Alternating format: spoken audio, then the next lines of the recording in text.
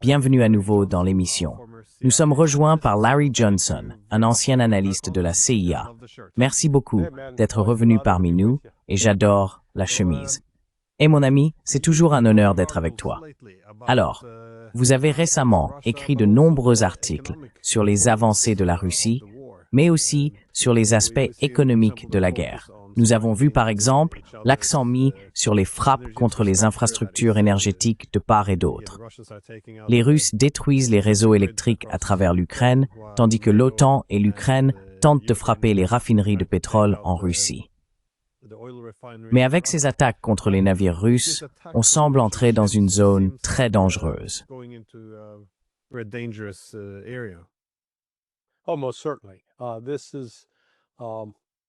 Oh, très certainement. L'Ukraine a désormais été mise en garde, tout comme l'Europe, que si cela continue, Vladimir Poutine l'a expliqué dans une déclaration à la presse hier, appelons cela une échelle d'escalade. Cela commence par la destruction des ports ukrainiens à Odessa et le long de la mer Noire, puis passe à un embargo total ou à un blocus de ces ports, et même au coulage de navires qui y entrent ou en sortent. Et ce dernier point pourrait inclure le coulage de navires appartenant à d'autres pays comme la France, l'Allemagne ou le Royaume-Uni.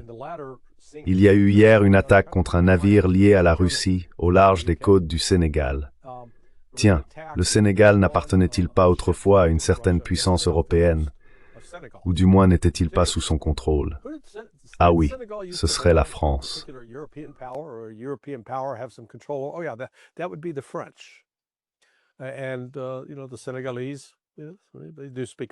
Et vous savez, les Sénégalais parlent français, ou du moins c'est l'une de leurs langues. Donc l'hypothèse est que Macron a autorisé une attaque de drones, car ces drones n'ont certainement pas volé depuis l'Ukraine jusqu'à la côte du Sénégal. C'était une attaque délibérée et planifiée contre ce navire russe. Et la Russie, eh bien, Vladimir Poutine a été très clair. Il l'a qualifié de piraterie et a déclaré qu'ils allaient réagir en conséquence. Cela représente donc une escalade potentielle. Ce qui est intéressant, c'est que la première attaque, le 28, contre les deux pétroliers vides, a eu lieu dans la zone économique exclusive de la Turquie. Les pétroliers devaient finalement transporter du pétrole provenant du Kazakhstan. Eh bien, Erdogan criait comme un cochon qu'on égorge. Il était furieux.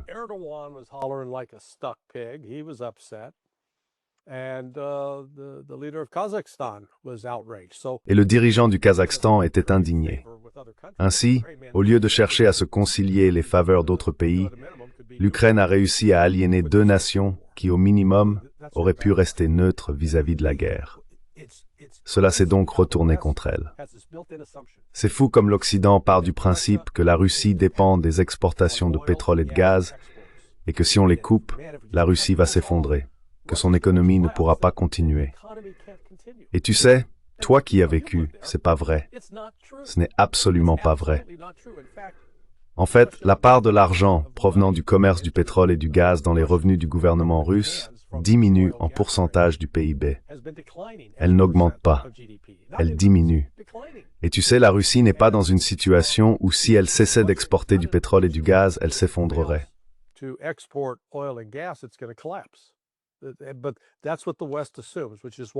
Mais c'est bien ce que suppose l'Occident, et c'est pourquoi il agit ainsi. Bon sang, si nous attaquons simplement les raffineries qui ont bloqué le pétrolier, la Russie s'effondrera. Cela montre, et c'est là que votre contribution est essentielle, que vous apportez votre connaissance de l'histoire, et que tenter de rendre le passé pertinent pour aujourd'hui est précisément ce dont l'Occident a cruellement besoin. L'Occident oublie que pendant les premiers temps, en réalité les 2 premières années de la Seconde Guerre mondiale, en ce qui concerne l'Occident, le Royaume-Uni et les États-Unis, le nombre de navires marchands coulés chaque jour était, disons-le, énorme. Et là encore, cela reposait sur la conviction allemande que s'il détruisait la flotte marchande, le Royaume-Uni serait perdu.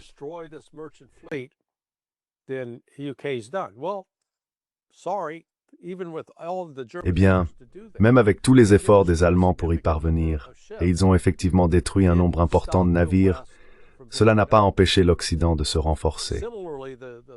De la même manière, ces généraux américains à la retraite complètement fous, comme Ben Hodges, David Petraeus et l'amiral Stavridis, quelle bande d'imbéciles.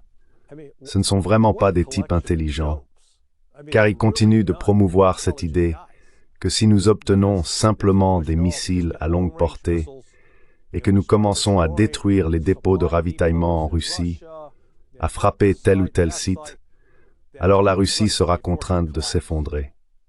Prenez du recul et regardez ce que la Russie a fait à l'Ukraine au cours de presque 4 ans.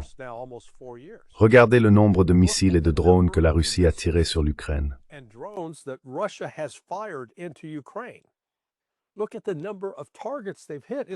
Regardez le nombre de cibles qu'ils ont touchées. C'est considérable, c'est important. Et pourtant, cela n'a pas provoqué l'effondrement de l'Ukraine. Alors, quelqu'un est-il vraiment prêt à soutenir que l'Ukraine pourrait maintenant lancer le même nombre, la même quantité de missiles et de roquettes que la Russie a lancées au cours des 4 dernières années? L'Occident n'en possède même pas autant. Je veux dire, c'est impossible. Alors arrêtez de vous bercer d'illusions en pensant qu'il existe une solution miracle capable de provoquer l'effondrement de la Russie. Pendant ce temps, la Russie poursuit son offensive. Et laissez-moi vous donner un autre point de référence. L'une des critiques les plus courantes parmi ce groupe de retraités un peu bornés, les anciens généraux, concerne la Russie.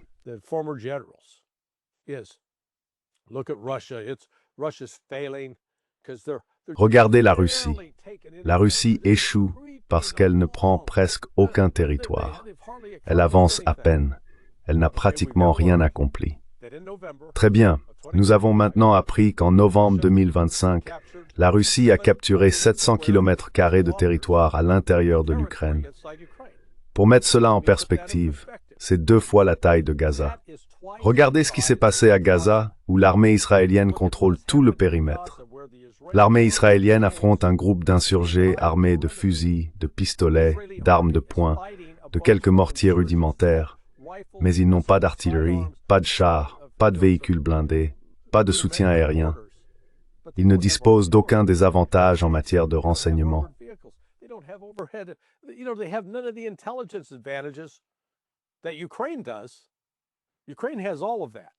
L'Ukraine dispose de tout cela, fourni généreusement par l'OTAN. Et pourtant, Israël n'a pas réussi à conquérir 350 km² de Gaza en 2 ans. Plus de 2 ans. Ils n'y sont pas parvenus. Et voici la Russie, qui en un mois double ce territoire. Cela illustre encore une fois quelque chose que j'ai appris très tôt à la CIA lorsque je faisais de l'analyse militaire, la manière dont la politique tente d'intervenir et de l'influencer. Lorsque nous analysions les guerrilleros salvadoriens combattant l'armée salvadorienne en 1986, notre conclusion analytique était que lorsque les guerrilleros salvadoriens étaient passés de l'attaque de cibles militaires à l'attaque de cibles économiques, c'était un signe de faiblesse de leur part.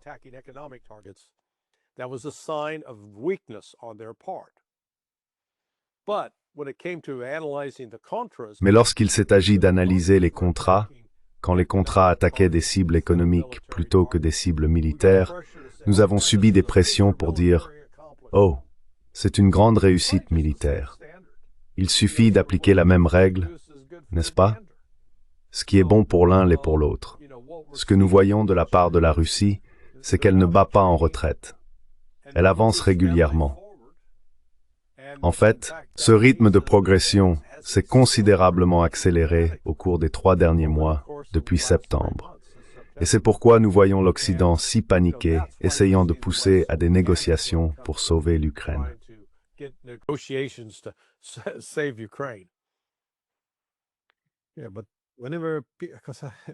Oui, mais chaque fois que je participe à un débat avec quelqu'un, on me ressort toujours cette idée que les Russes ne gagnent pas.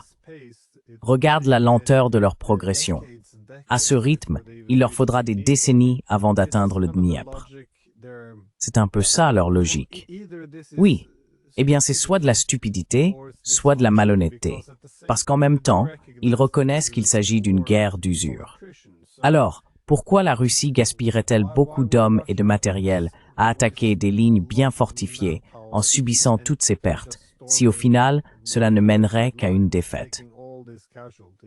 Ce n'est pas avant tout une question de territoire. Ce n'est pas comme si on prenait une ville et que la guerre était terminée.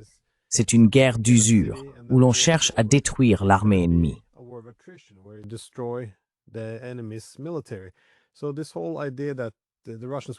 Donc, toute cette idée, selon laquelle les Russes continueraient simplement au même rythme, n'a vraiment aucun sens.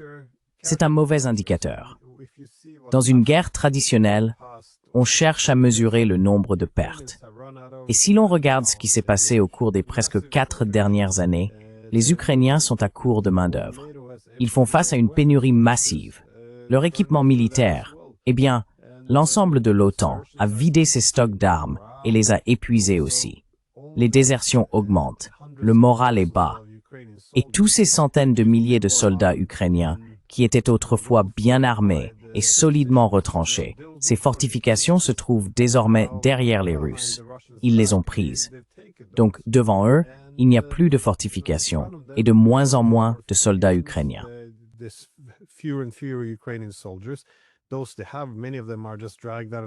Beaucoup de ceux qu'ils ont sont simplement arrachés à leur foyer et envoyés au front sans grande formation. On parle maintenant de désertion massive. Pendant ce temps, les Russes ont constitué et continuent de constituer une force de combat encore plus importante. Ils sont plus forts maintenant qu'au début de la guerre. C'est là le véritable indicateur. On va voir les avancées russes s'accélérer considérablement et les pertes du côté ukrainien augmenter fortement à mesure que les lignes défensives et les communications s'effondrent. Mais tout cela est écarté d'un revers de main, avec « non, non ». Ils ont avancé lentement pendant les 3 premières années, donc ils feront pareil pendant les 3 suivantes. Franchement, je n'arrive pas à savoir si c'est de la stupidité ou de la malhonnêteté.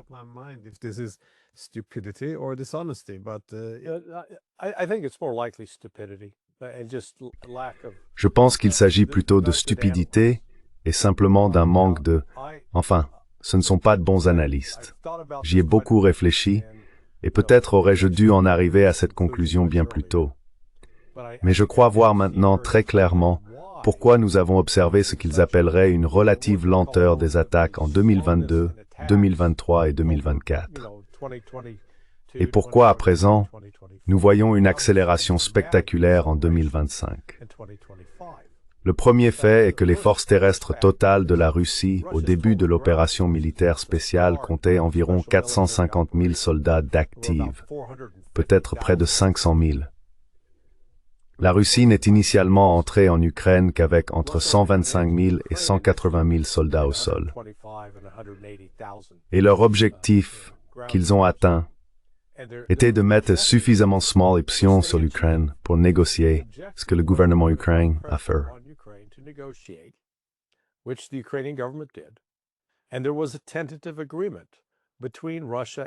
Et il y avait un accord provisoire entre la Russie et l'Ukraine jusqu'à ce que l'Occident, Joe Biden et Boris Johnson, interviennent et contraignent Zelensky à se retirer de l'accord. À ce moment-là, la nature de la guerre a changé. Si l'on revient en arrière et qu'on regarde une carte de cette époque, Mariupol était sous contrôle ukrainien, entouré des 2 côtés par des territoires tenus par le Donbass, en particulier par les habitants de Donetsk. La première priorité des Russes était donc de s'emparer de Mariupol, ce qu'ils ont fait en mai 2022. Après cela, la Russie ne lançait plus de grandes offensives. L'une des raisons était que plusieurs choses se produisaient en même temps. Un certain nombre de contrats de soldats arrivaient à terme, la Russie n'avait pas mobilisé de nouvelles troupes et le recrutement ne décollait pas vraiment.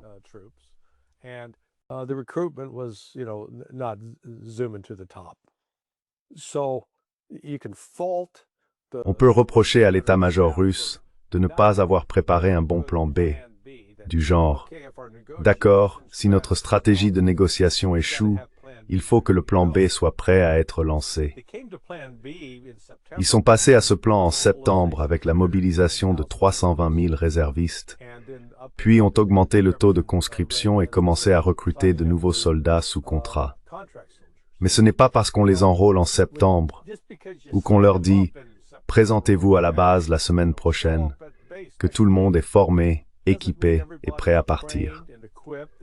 Les réservistes n'avaient besoin que d'environ 2 à 3 mois d'entraînement pour se remettre à niveau, car ils savaient déjà comment servir. En revanche, pour les nouveaux conscrits et soldats sous contrat, il fallait compter entre 3 et 6 mois. Ce qui s'est donc passé à partir de septembre 2022,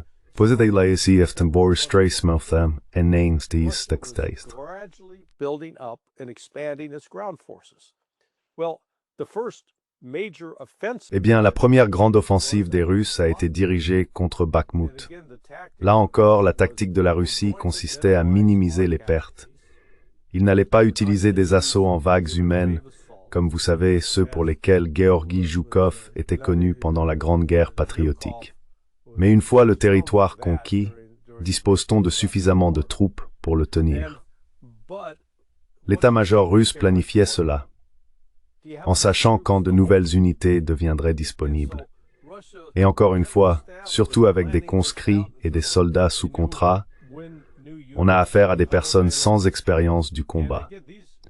On ne veut donc pas simplement les envoyer sur le terrain, on veut les intégrer à des unités expérimentées. Cela a conduit à des rotations de troupes, et il y avait aussi des soldats qui arrivaient à la fin de leur période de service. Ainsi, l'armée se reforme dripement.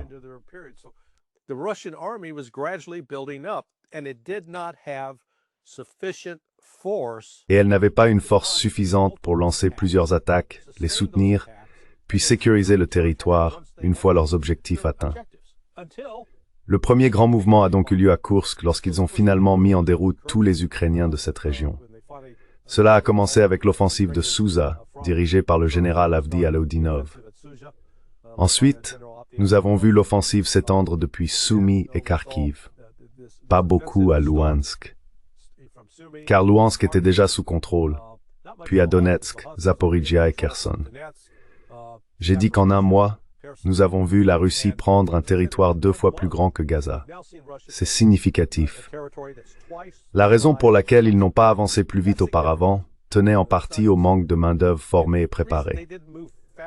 Ce n'était pas un manque de ressources.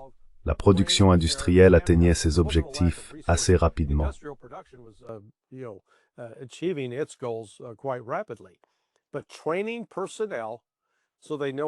Mais former le personnel pour qu'il sache comment opérer sur un champ de bataille moderne, centré sur le réseau, où l'on communique avec des drones, cela exige de connaître ses géolocalisations.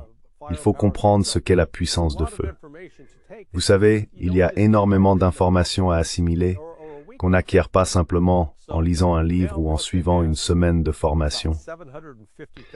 Aujourd'hui, la Russie compte environ 750 000, peut-être même jusqu'à 800 000 hommes déployés sur le territoire ukrainien, et elle mène au moins 8 axes d'attaque.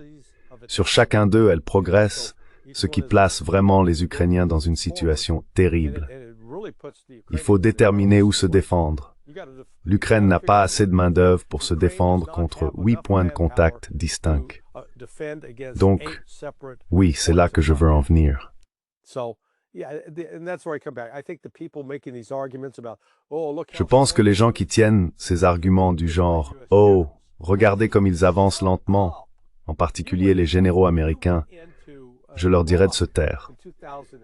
Vous êtes entrés en Irak en 2003 avec 120 000 soldats, et vous avez échoué. Échoué à pacifier le pays, échoué à vaincre une insurrection. Et même chose pour l'Afghanistan. Il vous a fallu 21 ans pour comprendre. On ne peut pas gagner, il faut partir. La Russie n'en est pas là. Et oui, selon les critères occidentaux, vous aimeriez sans doute qu'ils avancent plus vite. Bien sûr. Mais au final, c'est la Russie qui gagne et l'Ukraine qui perd. C'est pour cela qu'on voit maintenant cette panique, surtout en Europe. Parce que si l'Ukraine battait vraiment les Russes et leur infligeait de lourdes pertes, pensez-vous qu'il y aurait une pression de l'Occident pour lancer un processus de paix? Non, voyons. Ils seraient déjà à Moscou en train de danser sur le cercueil de Poutine. Mais ce n'est pas ce qui se passe.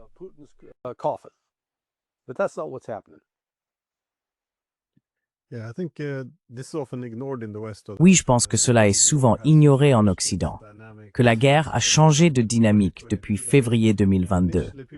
Au départ, on oublie que les Russes sont entrés avec quoi, environ 100 000 hommes. L'objectif était de prendre beaucoup de territoires, de choquer les Ukrainiens, puis d'exiger la neutralité, donc à Istanbul, ce qui n'avait pas été obtenu à Minsk. Mais ensuite, nous avons vu l'Occident intervenir et saboter l'accord de paix. Ils ont dit que la guerre se résoudrait sur le champ de bataille, et ils ont commencé à rompre toute diplomatie avec les Russes, suggérant que cette guerre se terminerait par une capitulation. En même temps, il y a eu ces fuites ou entretiens avec des responsables militaires américains et britanniques qui disaient que le seul résultat acceptable était un changement de régime à Moscou, un combat jusqu'au dernier Ukrainien. C'est à ce moment-là que c'est devenu une guerre d'usure.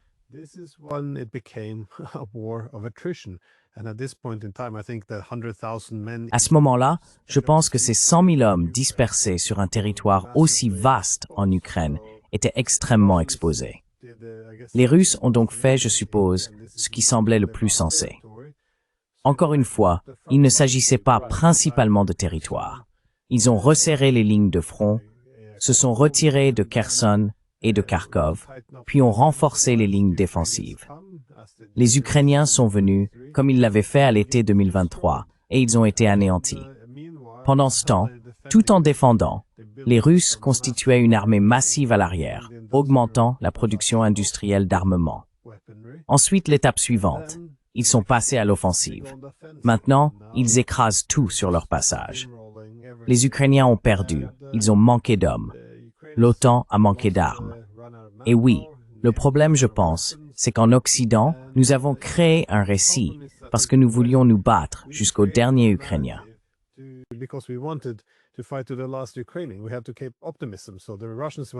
Nous devions maintenir l'optimisme. Alors les Russes sont intervenus et nous avons décidé de ne pas accepter la paix. Nous allions leur tenir tête. Et puis, croyez-le ou non, les Russes se désintégraient littéralement.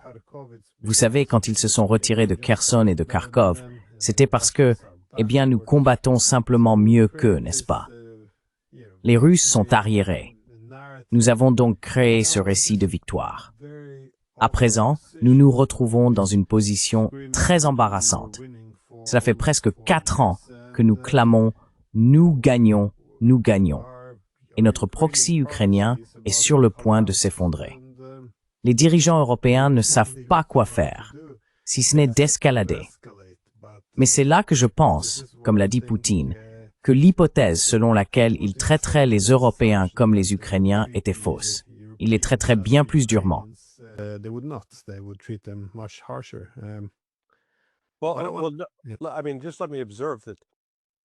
Eh bien, je veux dire, permettez-moi simplement de faire remarquer que l'Occident rejette le terme opération militaire spéciale. Il pense que c'est juste un jeu de mots des Russes. Mais non, si la Russie était en état de guerre, cela impliquerait une mobilisation massive.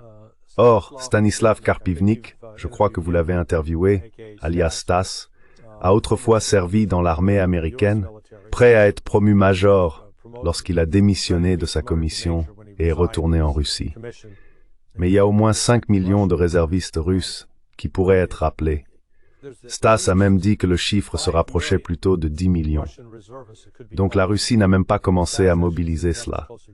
Et je ne sais pas, enfin, vous êtes allé récemment en Russie.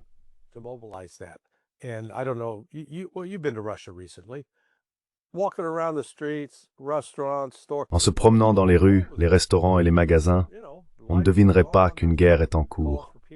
La vie continue, tout simplement. Il n'y a aucune raison pour que les gens se sacrifient.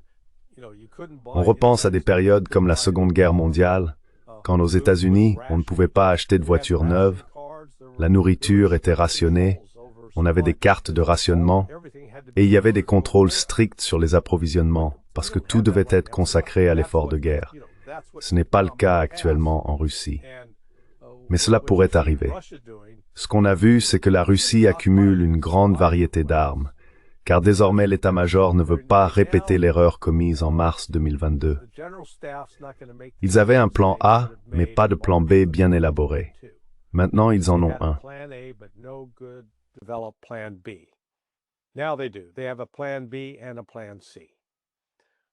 Ils ont un plan B et un plan C.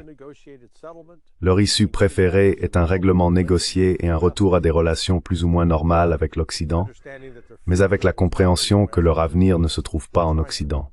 Il est à l'Est, avec la Chine, avec l'Inde et en Sibérie. Mais si cela échoue, si les négociations échouent, ils prendront les secteurs clés de l'Ukraine qui empêcheraient celle-ci de continuer à fonctionner comme un État normal. Ils prendront Odessa, ils prendront la Transnistrie, ils prendront Kiev, ils prendront Dnipropetrovsk, Kharkiv et probablement Sumy et Poltava. Ils vont contrôler la majeure partie du territoire, sinon la totalité à l'est du fleuve Dniepr.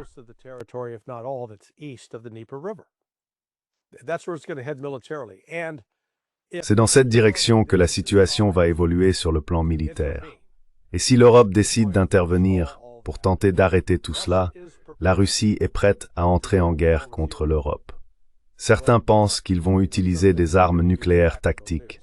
Non, c'est pour cela qu'ils ont développé l'Avant-Garde, le missile hypersonique, qui est désormais en production en série.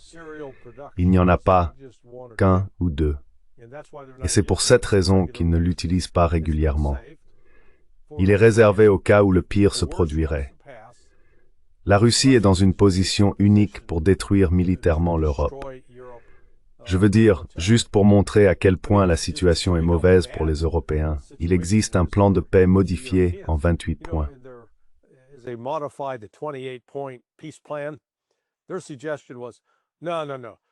Leur proposition était « non, 600 000 soldats pour l'Ukraine.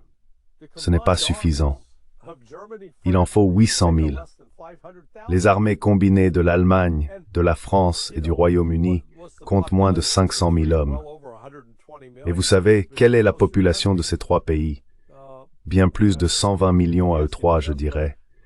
Mais l'Ukraine n'a que 19 millions d'habitants, selon l'ancien Premier ministre Azarov. Donc, si je comprends bien, les Européens ont une population plus importante et des économies plus riches que l'Ukraine. Et pourtant, ils veulent que l'Ukraine consacre presque 10% ou 5% de sa population à une armée. C'est de la folie. Cela montre simplement à quel point ces gens sont déconnectés de la réalité.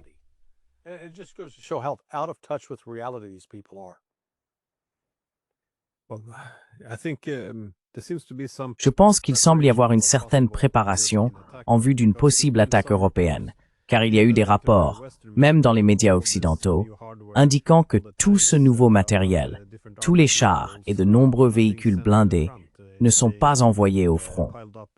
Ils s'accumulent à l'arrière. Pendant ce temps, ils stockent également un grand nombre de missiles. Ils continuent d'en produire à la chaîne, plus vite qu'ils ne sont utilisés. Et il en va de même pour l'électronique.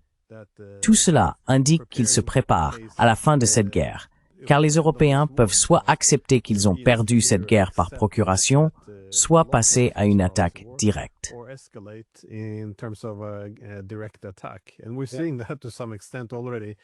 Et nous voyons déjà cela dans une certaine mesure, avec, comme vous l'avez dit, les attaques contre les navires commerciaux russes.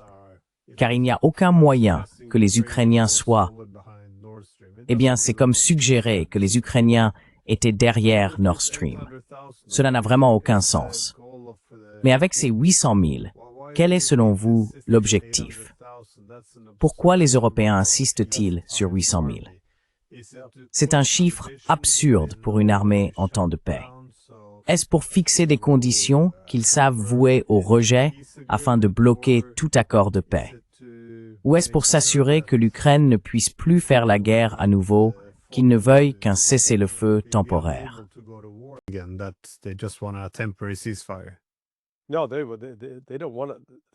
Non, ils n'en veulent pas.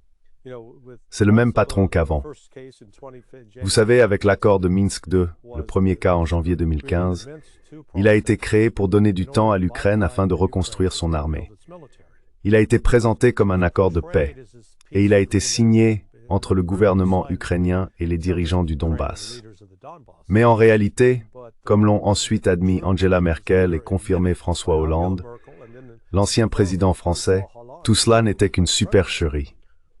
Il avait été conçu uniquement pour gagner du temps afin que l'Ukraine puisse se réarmer, se reconstruire, se rééquiper et recruter de nouveaux soldats. Nous en sommes donc maintenant à ce que j'appellerais un Minsk III sous stéroïdes.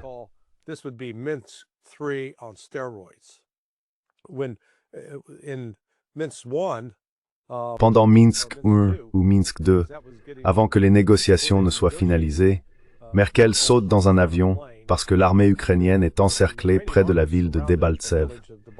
Elle est prise au piège par des milices de Luhansk et de Donetsk, soutenues par certains membres du groupe Wagner, et elle risque d'être anéantie. Merkel se rend donc à Moscou et persuade Amadou, le président Poutine, pour qu'il soutienne le processus de Minsk II. Poutine le fait, et je pense qu'il a depuis reconnu que c'était une erreur. Il a fait confiance à l'Occident alors qu'il n'aurait pas dû. Mais cela a arrêté l'offensive russe. Je crois que les accords ont été signés vers le 12 février.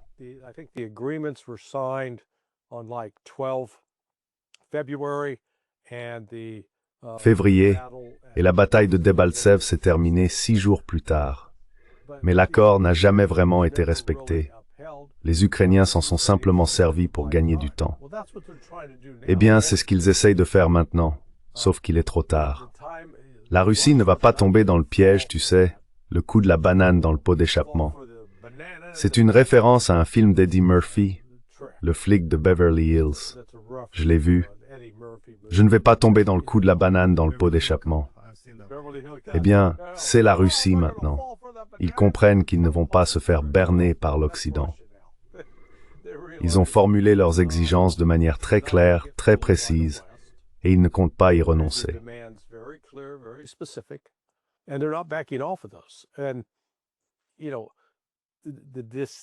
Et vous savez, le mépris que Poutine éprouve pour l'Europe, il ne fait aucun effort pour le cacher. Il était visiblement en colère hier vis-à-vis de l'Ukraine et de l'Europe à cause de ses attaques contre les navires. On lui a posé la question aussi bien à Bishkek, lors de la conférence de presse il y a une semaine, c'était au Tadjikistan, que ce matin, juste avant notre passage à l'antenne, il a accordé une interview de 2 heures et demie à 2 journalistes de India Today. Et l'une d'elles lui dit, « Eh bien, que pensez-vous d'un retour au G8 ?» Et il répond simplement, « C'est fini. » Alors j'ai demandé, « Pourriez-vous expliquer cela ?» Il répond, « Pourquoi les rejoindre? Nous avons arrêté ça il y a des années. »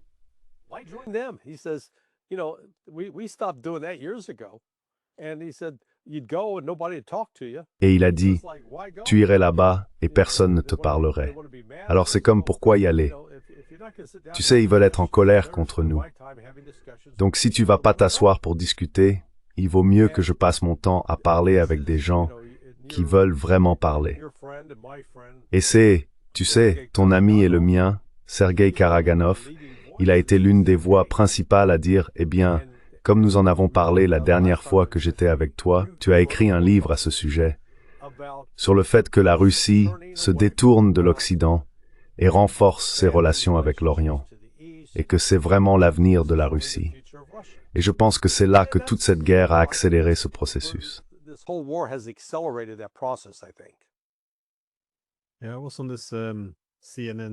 J'étais sur CNN India ce matin pour une interview, et on m'a aussi demandé pourquoi Poutine venait en Inde. Veut-il envoyer un signal à l'Occident pour montrer qu'il peut diversifier son commerce et qu'il n'en dépend pas? Toute cette hypothèse reste centrée sur l'Occident, comme si c'était simplement une manière de dire « Regardez, j'ai d'autres partenaires à l'Est », afin de négocier un retour vers l'Ouest. Je faisais remarquer que, par le passé, les Russes auraient agi ainsi. Ils auraient accepté certaines sanctions contre l'Iran. Ils auraient utilisé leurs relations avec la Chine presque comme une monnaie d'échange pour négocier une position permettant à la Russie d'avoir une place à la table en Europe.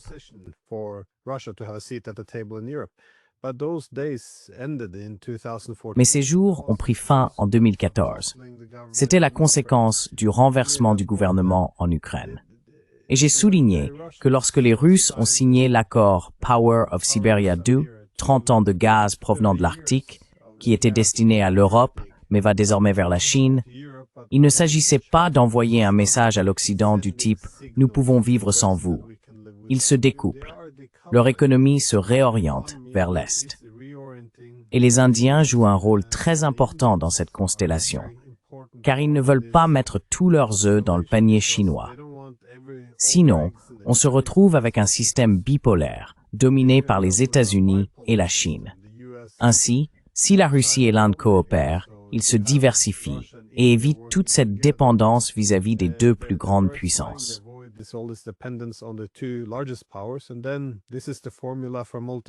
Et c'est là la formule d'un système multipolaire, où ils n'ont pas à se ranger derrière des blocs ou quoi que ce soit.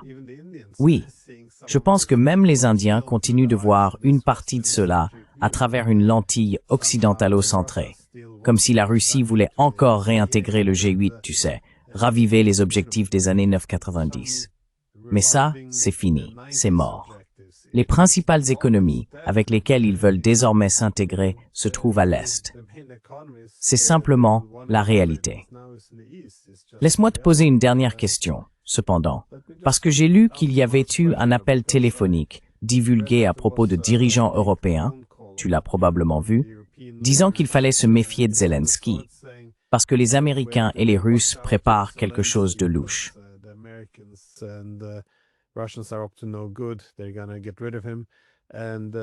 Ils vont se débarrasser de lui. Eh bien, dans les capitales de l'Umomera, il y a beaucoup de fous.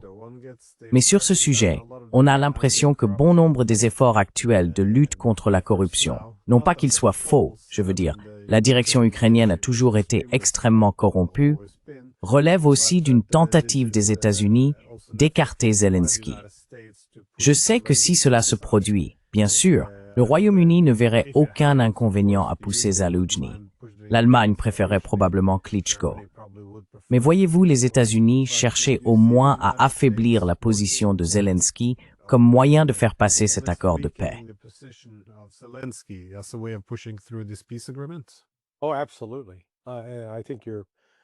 Oh, absolument. Je pense que vous soulignez avec justesse cette fuite concernant le scandale de corruption de 100 millions de dollars. Vous savez, comme nous en avons déjà parlé, ce n'est rien du tout. On parle de milliards de dollars.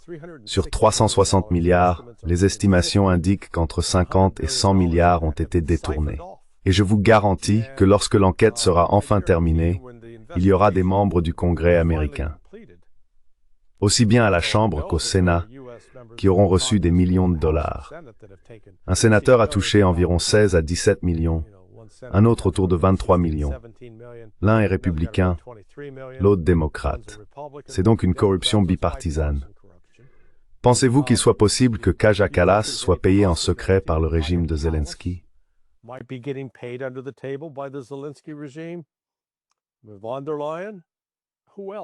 La question sous-jacente est, qui d'autre dans l'Umeon Power? Et puis, Boris Johnson, il reçoit déjà de l'argent d'un de ses amis qui a profité de la guerre en Ukraine. Il y a donc beaucoup d'argent en jeu ici. Quand cette information a fuité, j'y ai vu un signe que les États-Unis allaient lâcher Zelensky. Parce que lorsque tu crées ce récit autour de la corruption en Ukraine, tu fais éclater le mythe selon lequel l'Ukraine se bat pour la liberté, la démocratie et la voie américaine. Tout à coup, c'est cette histoire qui prend le dessus, et tout l'air s'échappe de l'autre ballon. Et ensuite, Yermak disparaît, et Timur Mendik se cache maintenant en Israël.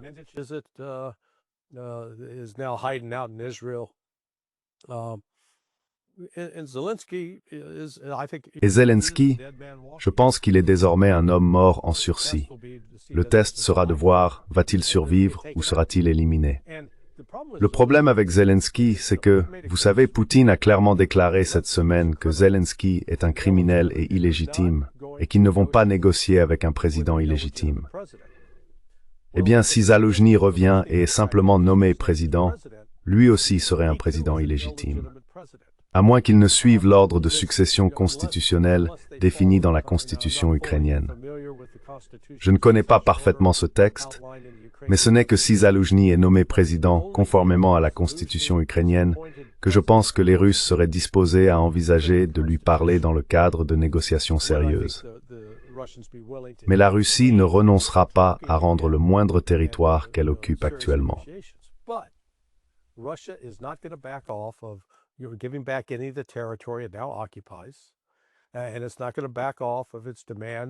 Et elle ne va pas revenir sur son exigence selon laquelle l'Ukraine ne doit avoir aucun lien ni aucune relation avec l'OTAN et que l'OTAN doit foutre le camp d'Ukraine.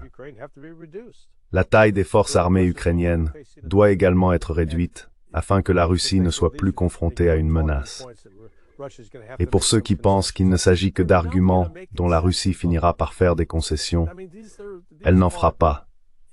Ce sont des exigences fermes. La Russie n'a pas bougé d'un pouce depuis qu'elle les a formulées pour la première fois. Je pense que cela faisait partie de ce qui se passait lors de la rencontre que Witkoff et Jared Kushner ont eue avec Vladimir Poutine l'autre jour. Poutine expliquait précisément la position russe afin qu'il puisse la transmettre à nouveau à Donald Trump.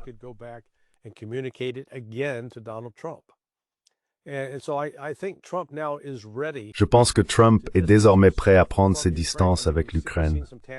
Je veux dire, nous avons vu des éléments concrets, comme les fuites d'informations sur la corruption.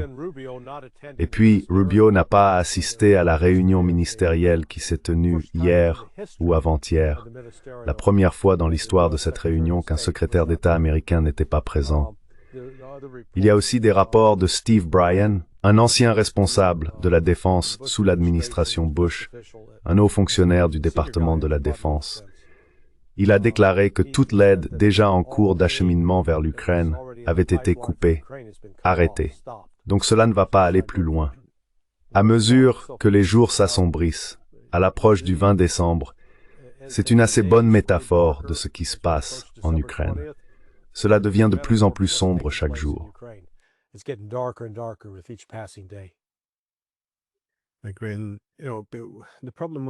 Je suis d'accord. Le problème, quand on qualifie Poutine de dictateur en Occident, c'est qu'on se berce d'illusions en pensant qu'il contrôle tout. Mais même s'il voulait faire une sorte de concession majeure, cela limite ce qu'il peut réellement faire. Car il existe aujourd'hui en Russie une forte force politique qui se souvient de la manière dont, en 2013, l'Ukraine et la Russie avaient présenté à l'Union européenne une proposition d'accord UPM, Ukraine-Russie, afin que l'Ukraine n'ait pas à choisir. Les Européens ont dit non, l'Ukraine ne sera pas un pont, elle doit choisir, nous ou eux. Et puis, en 2014, après avoir déstabilisé l'Ukraine, les Européens ont signé en tant que garant d'un gouvernement d'unité. Ils s'en sont détournés dans les 48 premières heures après avoir renversé Yanukovych.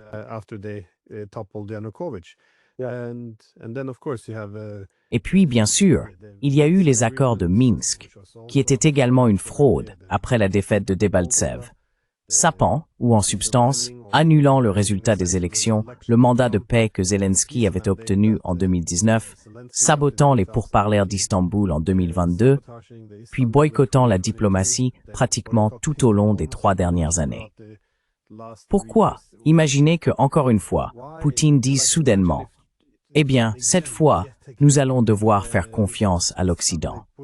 L'OTAN doit être digne de confiance dans l'accord de paix. » Il n'y a aucun moyen que cela fonctionne. La révolte à Moscou serait trop forte. Il se révélerait non seulement faible, mais stupide. Je pense donc que cela limite ce qui peut être fait cette fois-ci. Non, tu as raison. Ce n'est pas Charlie Brown. Tu connais les bandes dessinées de Charles Schulz, Charlie Brown? Oui, avec le chien. Snoopy. Oui, Snoopy. Et l'un des mèmes de ce dessin animé, c'était que Lucy encourageait toujours Charlie Brown. « Allez, viens tirer dans le ballon. » Et Charlie Brown s'élançait pour essayer de le frapper. Peu importe qu'on parle de football américain ou de football européen, mondial, à chaque fois qu'il allait tirer, elle retirait le ballon, il frappait dans le vide et tombait sur le dos. Bon, cela est arrivé une fois à Poutine. Mais tu as raison, il ne laissera pas cela se reproduire. Donc la Russie a pris sa décision. Russia has made its decision. And, frankly, they were not in a position militarily. Et vous savez, franchement, ils n'étaient pas en position, sur le plan militaire avant 2022, de lancer ce qu'on appelle aujourd'hui l'opération militaire spéciale, malgré des provocations importantes de l'Occident au cours des 20 années précédentes. Ainsi, la Russie a désormais, ironiquement, dépassé l'Occident en matière de technologie militaire, d'armement disponible et de main-d'œuvre militaire. Ils ont maintenant triplé la taille de l'armée américaine. Ils comptent, je crois, environ 1,5 million d'hommes. Et ils ont accompli tout cela sans avoir à se mobiliser entièrement pour la guerre. Il n'y a eu qu'une seule mobilisation, le reste étant assuré par la conscription régulière et les soldats sous contrat.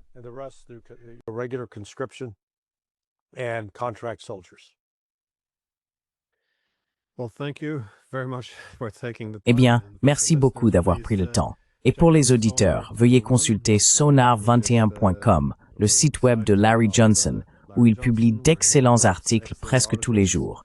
Et n'oubliez pas non plus d'aimer et de vous abonner pour soutenir la chaîne.